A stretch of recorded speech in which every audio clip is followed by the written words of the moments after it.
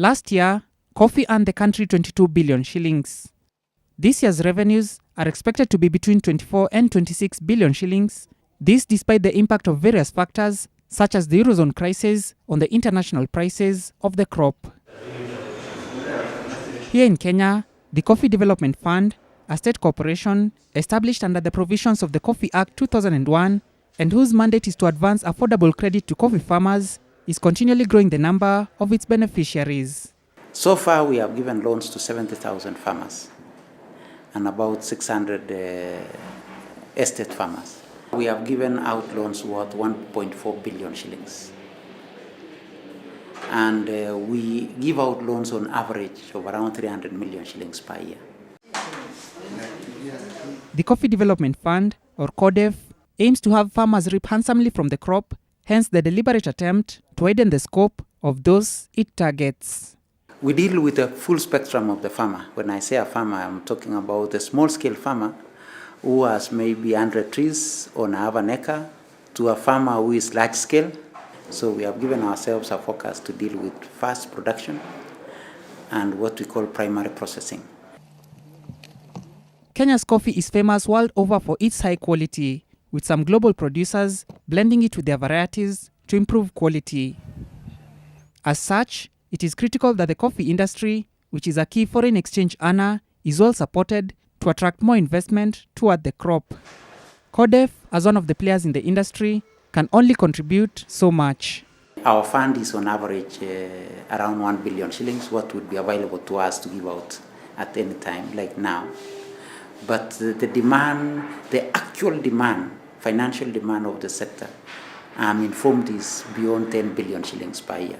The industry is plagued by various setbacks, many of them revolving around the global price of the commodity. What has really been a problem is what our farmers believe is price fluctuation. But for some of us, we think that if we were able to improve our production, it would be able to stabilize the incomes. And when they stabilize the incomes, the farmer would not be able to feel the impact of that price fluctuation. Another concern among those in the industry is Kenya's consumption level per capita. Our consumption is very low. You know, when you compare with countries like Brazil, which is a huge producer, they also consume almost 50% of their production. You go to a place like Ethiopia will consume almost 40% of their production. Ours, we are told, is not anything beyond 5%. The area under coffee in some parts of the country, such as Kiambu County, has had to cede way to real estate, this being a largely irreversible trend. But a trend which can't be reversed is the lack of interest among the youth in farming. Our farmers, mainly in the coffee sector, are farmers who on average are 60 years. What happens? What is our succession planning in coffee? Cognizant of this fact, CoDF is now gearing up to roll out HIP campaigns targeting the youth. We are developing a product called Duka la Kahawa. We want to give loans to young people to start what we call Duka la Kahawa. That way now we shall encourage more people to consume coffee locally. If I'm coming from Ranga and I stop the way I see when I'm coming from Ranga, I can see a lot of pineapples. Can I be able also to see coffee? Speaking of Muranga, farmers there are also beneficiaries of CoDF. We have given loans worth 103 million to Muranga County. We have given 83 million shillings to small-scale farmers and the difference to estate farmers.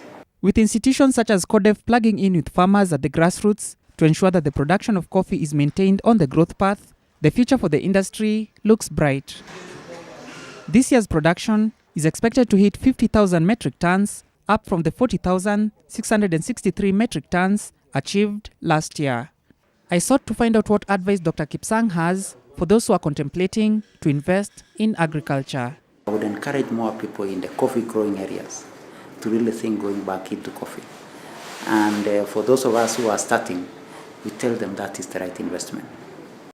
Alex Mwangi, NTV.